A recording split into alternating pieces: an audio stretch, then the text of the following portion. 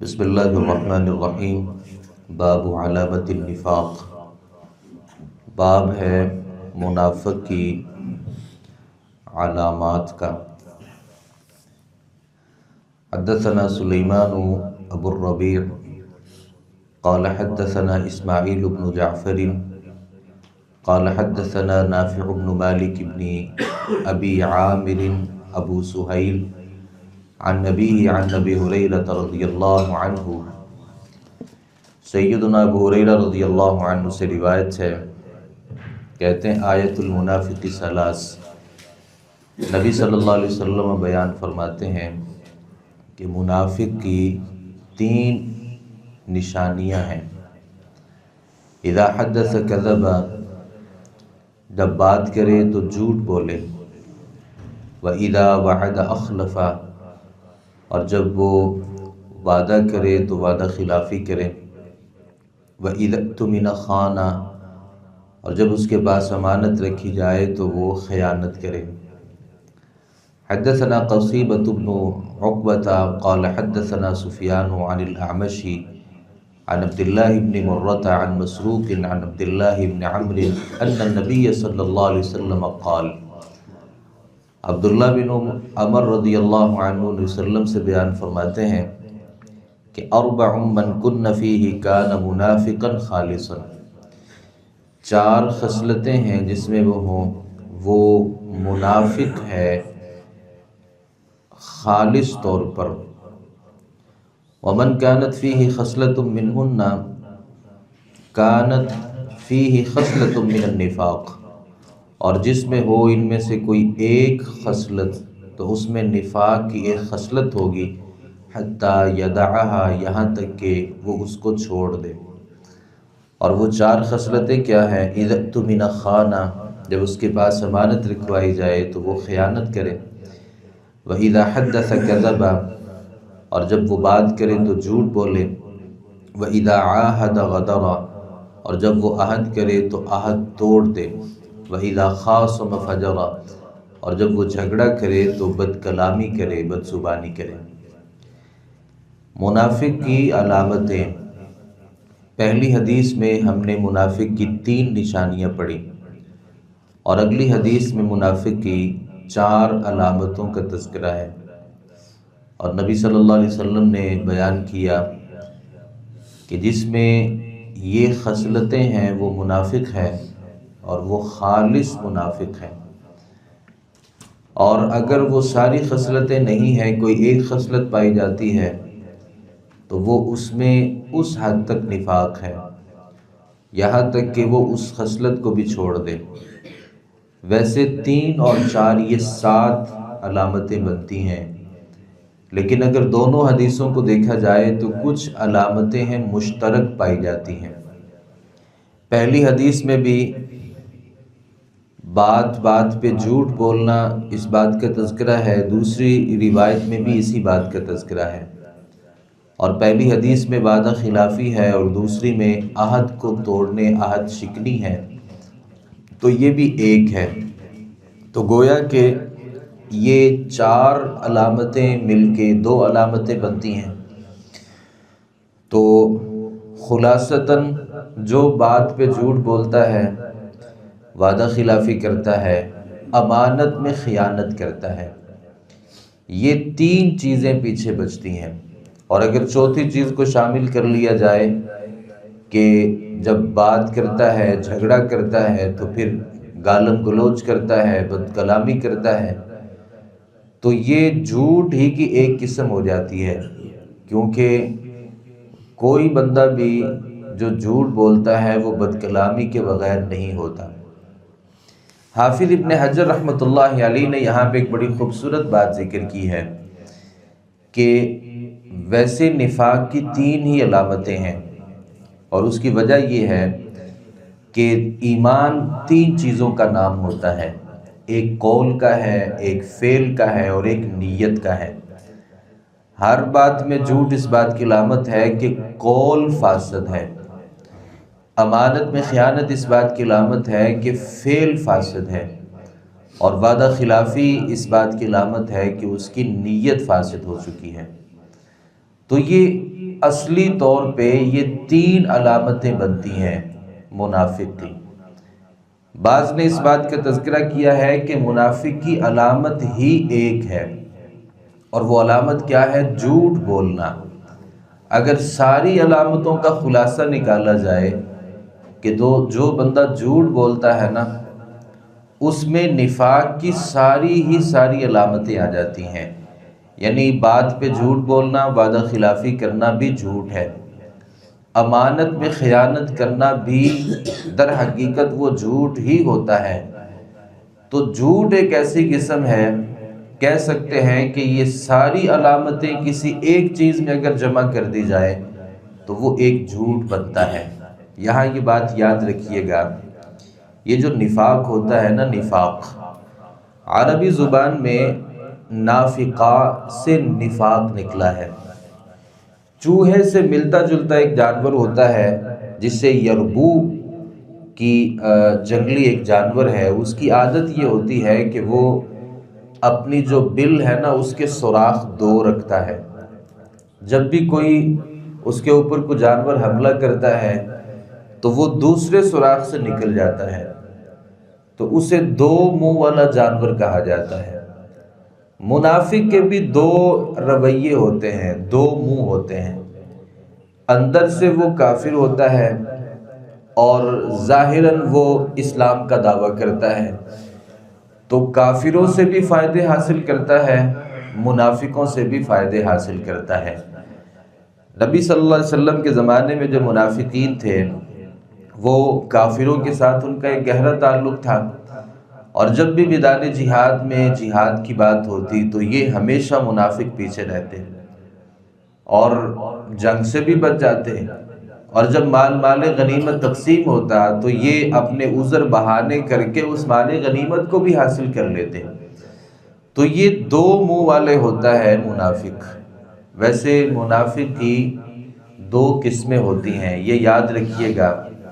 بہت سے لوگ نہیں جانتے، اور کہہ دیا جاتا ہے کہ جو بندہ جھوٹ بولتا ہے، جو وعدہ خلافی کرتا ہے، وہ منافق ہے۔ نفاق 2 قسموں پر ہوتا ہے۔ ایک نفاق وہ ہوتا ہے جو اعتقادی نفاق ہے، یعنی بندہ دلی طور پہ مومن ہے ہی نہیں، اور وہ زبان سے اظہار کرتا ہے کہ میں مسلمان ہوں، مومن ہوں، اور اس کی بہت بڑی مثال ہے عبداللہ بن ابی۔ یہ اعتقادی منافق تھا، دلی طور پہ اس کے اندر کفر تھا، اور ظاہراً وہ مسلمان بنا تھا۔ ایسے آدمی کا جو ٹھکانہ ہے وہ جہنم ہے، اس میں کسی قسم کی دو رائے نہیں ہے، اور کسی قسم کا شک نہیں ہے کہ جو دلی طور پہ جس کے اندر نفاق ہے اور وہ اعتقادی منافق ہے، اس کا ٹھکانہ جہنم ہے۔ وہ اپنے آپ کو مسلمان کہہ دے، وہ اپنے آپ کو مومن کہہ دے، البتہ دنیا میں جو اس کا معاملہ ہے وہ مسلمانوں والا ہے، ہم اس کو مسلمان کہیں گے، مسلمان سمجھیں گے ظاہری طور پر، کیونکہ وہ اس کا دل کا معاملہ ہے نا، تو دل کے معاملے اللہ کے ساتھ ہوتے ہیں۔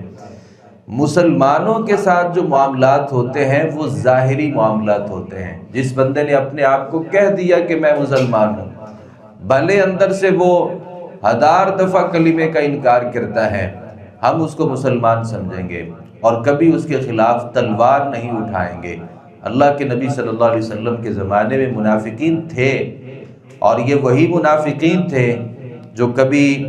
غزوے سے، لڑائی سے بھی واپس آ گئے تھے، اور ان کا جو سپہ سالار عبداللہ بن ابی تھا، نبی صلی اللہ علیہ وسلم نے کبھی بھی اس کے خلاف جہاد نہیں کیا، تلوار نہیں اٹھائی، حالانکہ اللہ نے اس بات کا بذریعہ وہی نبی صلی اللہ علیہ وسلم کو علم دے رکھا تھا کہ یہ بندہ منافق ہے اور یہ خالصتاً منافق ہے، پھر بھی نبی صلی اللہ علیہ وسلم نے اس کے ساتھ جو معاملہ کیا ہے وہ مسلمانوں والا کیا ہے۔ ایک منافق ہوتا ہے جو عملی طور پہ کسی بندے کے اندر نفاق پایا جاتا ہے۔ اب عملی طور پہ کسی بندے کے اندر نفاق ہے، اعتقادی نفاق نہیں، یعنی وہ دلی طور پہ نفاق اس کے اندر نہیں ہے، عملی طور پہ کبھی اس سے جھوٹ بولا جاتا ہے، اور کبھی اس سے وعدہ خلافی ہو جاتی ہے، اور کبھی وہ گالن گلوچ کر دیتا ہے۔ یہ بندہ منافق نہیں ہے، اور ہم اس کے اوپر نفاق کا حکم نہیں لگا سکتے، کیونکہ نفاق کا جب بھی حکم لگائیں گے تو ان المنافقین فی الدرک الاسفل من النار، وہ تو اس کا ٹھکانہ جہنم میں سب سے نیچے والا بنا دیں گے۔ تو جو عملی طور پہ جو نفاق ہوتا ہے، یہ نفاق بندے کو منافق اور کافر نہیں بناتا،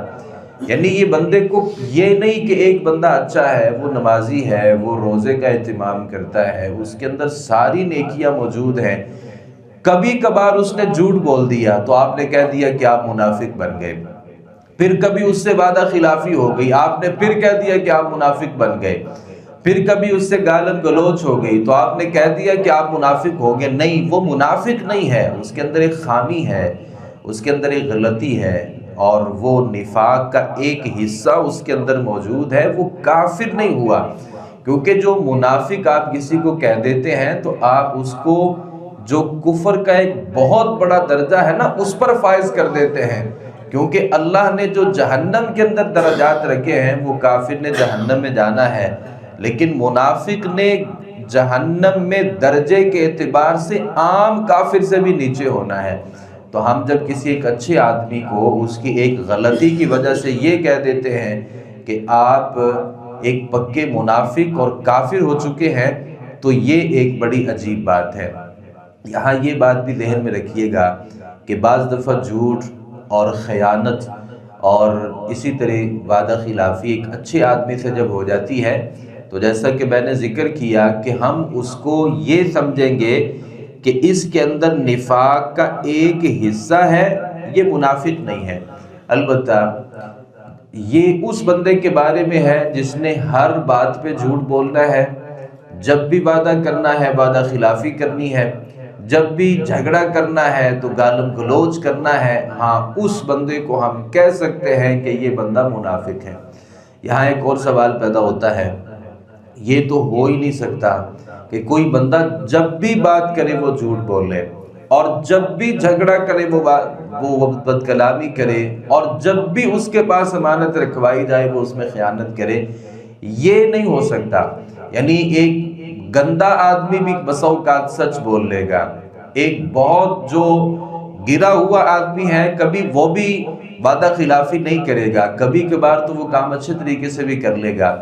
تو ہم اس کو پھر کس وجہ سے یہ کہہ دیتے ہیں؟ تو اس کا جواب یہ ہے کہ جو ایک برا آدمی ہوتا ہے اور جس کی عادت ہوتی ہے بات بات پہ جھوٹ بولنا، اگر وہ کبھی کبھار سچ بول لیتا ہے تو اس کی ریشو دیکھی جائے گی کہ اس کی زندگی کے اندر جھوٹ زیادہ ہے یا سچ زیادہ ہے، اس کی زندگی کے اندر ایفائے عہد زیادہ ہے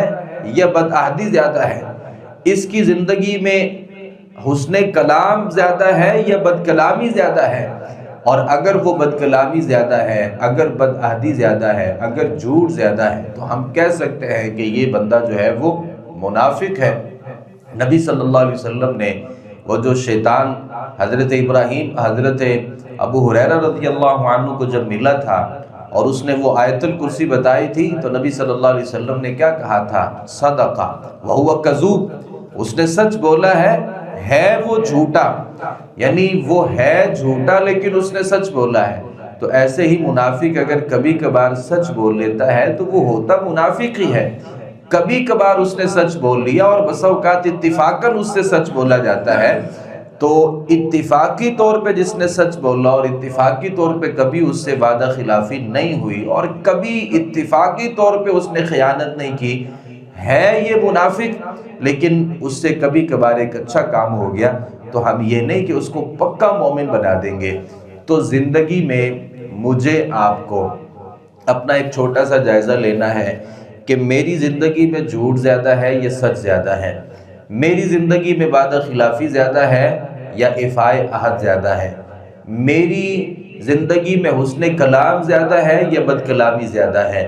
یہ میں نے اپنا جائزہ لینا ہے۔ اور اگر اس جائزے میں میں نے یہ سمجھا کہ جھوٹ تو کبھی کبھار بولا جاتا ہے، وعدہ خلافی بھی کبھی کبھار ہوتی ہے اور گالم گلوچ بھی نہ ہونے کے برابر ہے، تو میں اپنے آپ کو سمجھا سکتا ہوں کہ میرے اندر وہ اعتقادی نفاق نہیں ہے، عملی نفاق بھی نہ ہونے کے برابر ہے۔ اور اگر میری زندگی میں گالیاں زیادہ ہیں، میری زندگی میں جھوٹ زیادہ ہے اور میری زندگی میں وعدہ خلافی زیادہ ہے، تو میں یہ کہہ سکتا ہوں اپنے آپ کو کہ میرے اندر نفاق بہت حد تک موجود ہے۔ کوئی بندہ گالی نہیں دیتا لیکن وہ جھوٹ بولتا ہے اور یہ اس کی ایک پکی عادت بن چکی ہے۔ ہم کہیں گے کہ منافقت کا جو ایک درجہ ہے نا وہ اس کے اندر، اس بندے کے اندر موجود ہے۔ اور یاد رکھیے گا یہ جو نفاق ہوتا ہے نا یہ آپس میں اس کا ایک بڑا گہرا تعلق ہے۔ جیسا کہ میں نے کہا کہ ساتوں چیزوں کو اگر ملائے تو ایک جھوٹ بنتا ہے، یعنی جھوٹ اپنے اندر ساری چیزوں کو شامل کر لیتا ہے۔ اگر نفاق کا ایک درجہ میرے اندر موجود ہے تو انتظار کریے دوسرا درجہ بھی آپ کی زندگی میں آنے والا ہے، اور اگر 2 درجے نفاق کے آپ کی زندگی میں موجود ہیں اپنے آپ کو سمجھا لیجئے کہ وہ جو تیسری ایک خامی ہے نا وہ بھی میرے اندر آنے والی ہے۔ لہذا اگر ایک منافقت کی خصلت بھی میرے اندر موجود ہے تو میں نے کوشش کرنی ہے کہ اسے اپنی زندگی سے نکالوں تاکہ جو مزید نفاق کی علامتیں ہیں وہ میرے اندر شامل نہ ہو سکیں۔ امام بخاری رحمۃ اللہ علیہ نے یہاں پہ باب ذکر کیا، باب علامت النفاق، اور اسے کتاب الایمان میں ذکر کیا کہ جو ایمان ہے نا بسا اوقات نفاق بندے کے اندر موجود ہوتا ہے، عملی طور پہ اس کا ایمان خارج نہیں ہوگا، یہ نہیں کہ اس کی زندگی سے ایمان نکل گیا، البتہ اعتقادی بندہ دلی طور پہ اگر منافق ہے، وہ اللہ کو نہیں مانتا، وہ شریعت کو نہیں مانتا، اوپر سے اس کا اظہار کرتا ہے، تو پھر وہ کتاب الایمان میں جب اس بات کا تذکرہ ہے تو اس کا یہ مطلب ہے کہ اس بندے کے اندر ایمان نام کی کوئی چیز نہیں ہے۔ اللہ تعالیٰ سے دعا ہے صحیح معنوں میں حدیث کو سمجھنے، اس پر عمل پیرا ہونے کی توفیق عطا فرمائے۔ وما علینا الا البلاغ المبین۔